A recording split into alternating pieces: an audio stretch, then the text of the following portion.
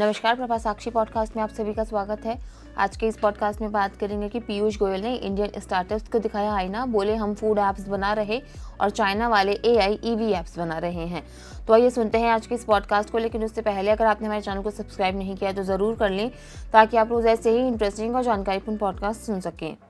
केंद्रीय वाणिज्य मंत्री पीयूष गोयल ने देश के स्टार्टअप इकोसिस्टम की तीखी आलोचना की है और भारतीय स्टार्टअप समुदाय से कहा है कि वे अपने ध्यान को किराना सामान की डिलीवरी और आइसक्रीम बनाने से हटाकर सेमीकंडक्टर, मशीन लर्निंग, रोबोटिक्स और कृत्रिम मेधा जैसे उच्च प्रौद्योगिकी वाले क्षेत्र पर लगाएं। उन्होंने स्टार्टअप महाकुंभ में कहा कि स्टार्टअप तंत्र में और अधिक भारतीय निवेशकों की जरूरत है। पीयूष गोयल ने कहा कि क्या हम डिलीवरी बॉय बनकर खुश रहेंगे? क्या यही भारत की नियति है? यह स्टार्टअप नहीं है, यह उद्यमिता है। दूसरी तरफ क्या हो रहा है? रोबोटिक्स, मशीन लर्निंग, 3D विनिर्माण और अगली पीढ़ी को कारखाने आदि।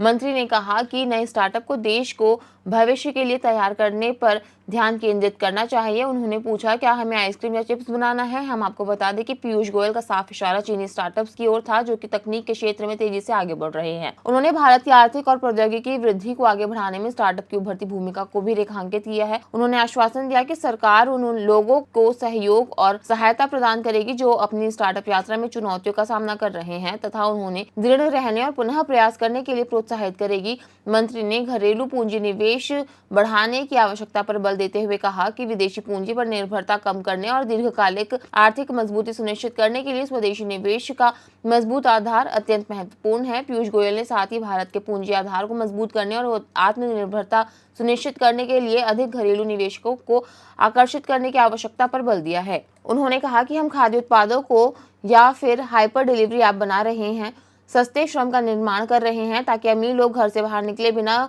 भोजन कर सकें, जबकि चीनी ईवी, एआई और सेमीकंडक्टर पर काम कर रहे हैं। केंद्रीय वाणिज्य मंत्री पीयूष गोयल ने भारत के स्टार्टअप इकोसिस्टम की तुलना उनके चीनी समकक्षों से करके एक तरह से उन्हें आईना भी दिखाया है।